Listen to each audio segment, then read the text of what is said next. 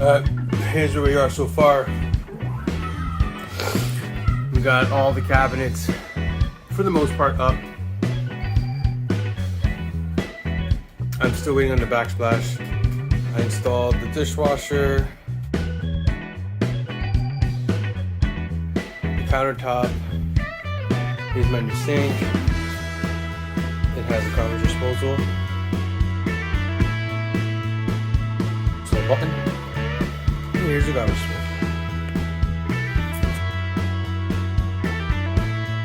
I gotta work on leveling these. It's really off by like such a small amount, but here's where we are so far. We got all the cabinets, for the most part, up.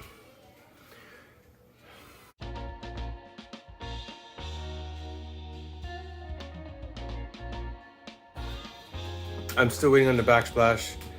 I installed the dishwasher, the countertop. Here's my new sink.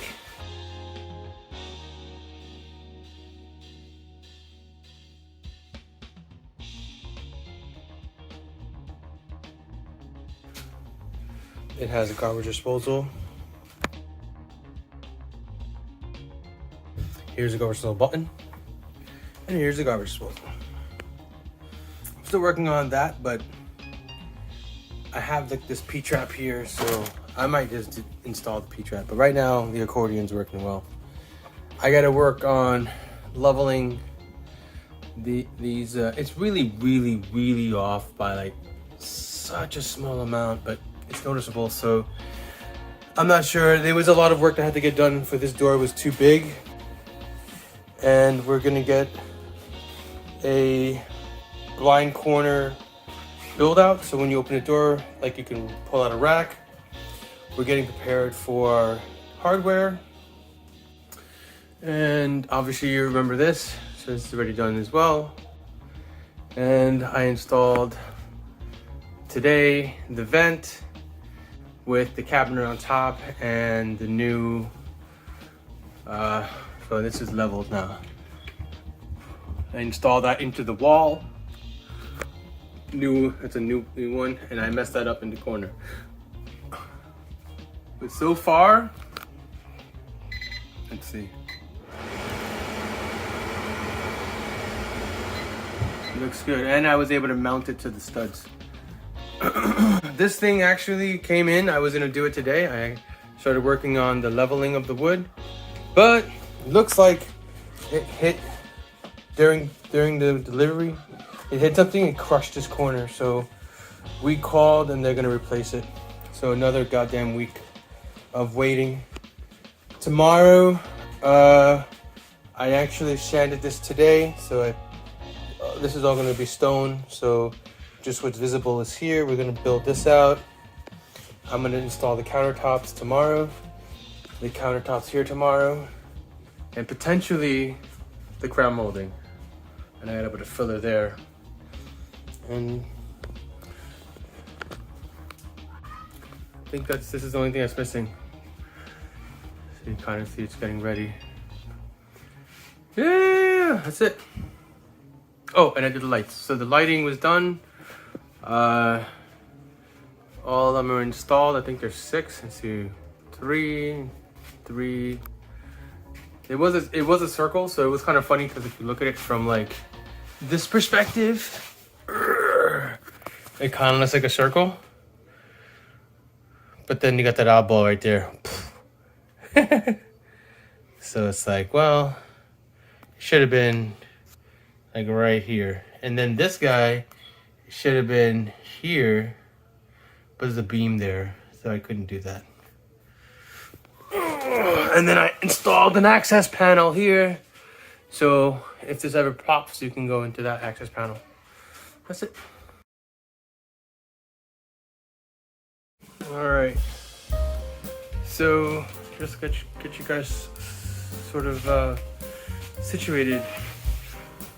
I had to put shims underneath this so that it can be flush with that cabinet there. And then I had to shim this out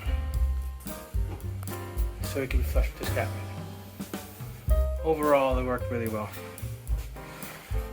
So originally we wanted to do a 30-inch Lazy Susan.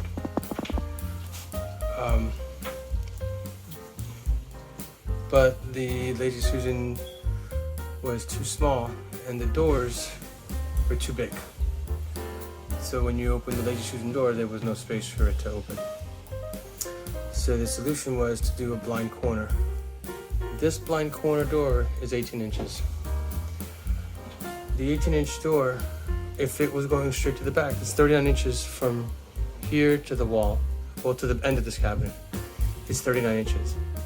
But I couldn't put it 39, I couldn't put it straight to the wall because then it was blocking the opening between this cabinet and this door. So I had to push this cabinet away from this wall towards, I guess towards the window here. And essentially I want to say I had it at 42. I get my measuring tape, just give me a second. All right, so we got the measuring tape. So from the wall to the end of this cabinet, we were about 44 and a half. So we had to move it out that much. It's a 39-inch cabinet, so we have to move it out 6 inches from the wall so these just can line up. Now that means that there's a 6-inch gap in the back. So you can kind of see here what I'm trying to do. What I'm gonna do is I'm gonna butt these up here. So I have these clamps that are gonna connect these two together and then connect that to the cabinet. So it can essentially bring it down. I tried bringing this side cabinet in the middle so I can shimmy that up, but it's really hard and there's too much bow, too much flexibility in that part of the wood. I used these little, they're called build-ups, because this little lip here would have hit the door, so we had to raise this up that amount of space.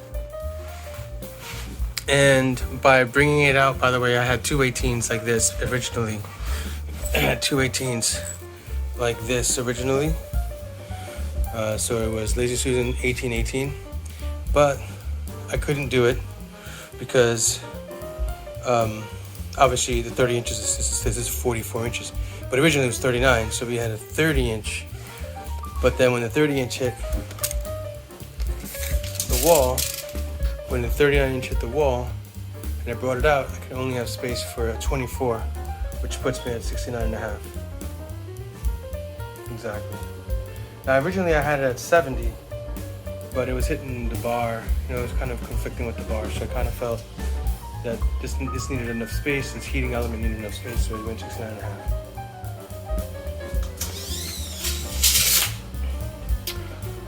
So after we did this, originally this cabinet was a 30-inch, and we were going to put the dishwasher here, but the plumbing was a problem, so we ended up just swapping it from the dishwasher, so the sink is here and the dishwasher's here. Originally what I wanted was a hole here, and then all this just sort of cabinet. I'm sorry, countertop. So first step was to install the sink. I had a regular drain installed, and I had it working with the dishwasher. I was using, this is what I was using, that's coming out of the drain. So this would kind of hang down, and the dishwasher would just connect right into this opening. And that was working. So, but we decided it was only a couple $100 more. I mean, this was kind of expensive for a switch, but I think overall it was like $300 for this or $200 for this, $290, I forget, and then $100 for that. So I think total of less than $500. I ended up buying this little doohickey because I have little kids and I was afraid that they would stick their hand in there And honestly, you could just kind of rip this out. So you can just rip it out, no big deal. There's no blades. There's just this, I mean, I guess this thing swings, right? That little thing, that little kind of metal piece swings around and I guess it grinds it against the wall. It's kind of cool. If I turn it on, it makes a lot of noise without this rubber stopper. And then this kind of just goes right in there. So now, no forks or knives goes inside. And also it came with this guy, which is kind of cool because this kind of goes right over the whole thing and kind of plugs it. So when you're not home or you're not here, I can just plug the whole thing. The kids can't muck around with this. And so yeah, so this is what I do actually when I'm trying to clean it. I end up just filling this up with water, put some baking soda, right? And I fill it up to about, let's say, I guess it's like right here. It's a lot of water, but then I let it run so that I want the whole entire, sort of the whole garbage disposal sort of full, and so that it can clean out anything that's kind of stuck on the bottom. The hose is kind of more towards the top of the garbage disposal. Second thing that I liked about this is that, first of all, this thing, this sink is pretty, this faucet is pretty cool. I have 3 different types of settings. I have this normal sort of stream, this bulb, and the rain. And originally when I installed this, I had a lot of gunk in the water because I was like cutting out the actual sink. That all I have to do is just kind of pop this out. So there's a little button here, you can kind of see it, little button here, that I press it down and it lets me turn the head off. And I was able to take the whole thing off, clean it out, and then works like new, no problems. Underneath, so I was telling you earlier that this is an air switch. So that means is that I end up hitting this little tube here, shoots air into this incinerator box, connects to the bottom part of it, and then I wired up the garbage disposal and plug it into the back of the switch, and that air switch turns on the incinerator, which turns on the dishwasher, the garbage disposal. Now the garbage disposal actually, it came with this top. This is just like a normal seat. You would normally seat it, so you can kind of see my plumber's putty here, and I have another washer here, and there's like a paper washer that comes with it. And I added the metal rod first, so that kind of ties it up. And there's 3 screws. You screw it up into the sink, so it holds the base, that holds the sink down, and then this holds the whole thing up. So it's kind of cool. And then you just have to use this. It's like an Allen wrench that you stick it in here, and it opens it and closes it. Originally, I had used a regular P-trap, but I can't find it right now. Here it is. I had used a regular P-trap, but I like the accordion for now until everything is set up. This is the drain for the dishwasher. I'm using one of these couplers. I think I sent it over one of the videos that can show you how this works. And then the drain of the water. So I have a T there, or a Y, I think it's called a T, that connects the water to the faucet and then the hot water to the dishwasher. And I went down, there's a hole on the bottom for the power, and it also kind of powers up the incinerator. The incinerator plugs in with hot water in the back of the outlet, where I ended up running another line. The power, originally I had it here, took that out, went to the wall, disassembled this whole wall, detached this outlet, ran it under the ground, under the floor again, to right about here, under the bottom. And that was it. Re-hooked it up. Now you can see the dishwasher's up. I actually have, dishwasher has these little black, I'm not even sure what they're called, but I put them in so that we can stop any sort of movement here. And I kind of nailed them in underneath the countertop here, so that worked. And then I tied up the bottom, and I have the two sides. I was gonna make it tighter, but this kind of works for me. And if you're just wondering if you want, I'm gonna take it out. I'm gonna take this out, and I'm gonna take out the blue eventually. And just if you want to know, if you really wanted to know, I was showing you earlier. This is actually on, but I'm gonna open it up to show you. So, as we were talking about earlier, this is the top row sink for all of the utensils. The bottom row, the middle row, goes up and down with this push of a lever. And then the bottom row moves with this little doohickey. It moves these two rows. I guess it moves the little fingers up and to the left and to the right.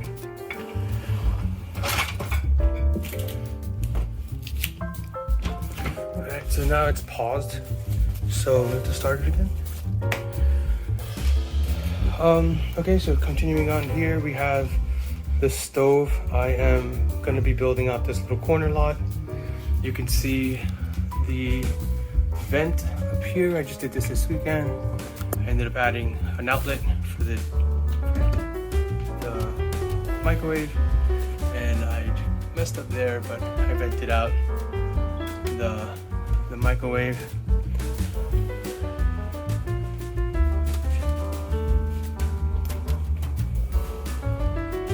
And I'm gonna do this one relatively soonish. Unfortunately, this cabinet came broken. So once that comes in, I'll fix that. And that's it. Off to the crown molding.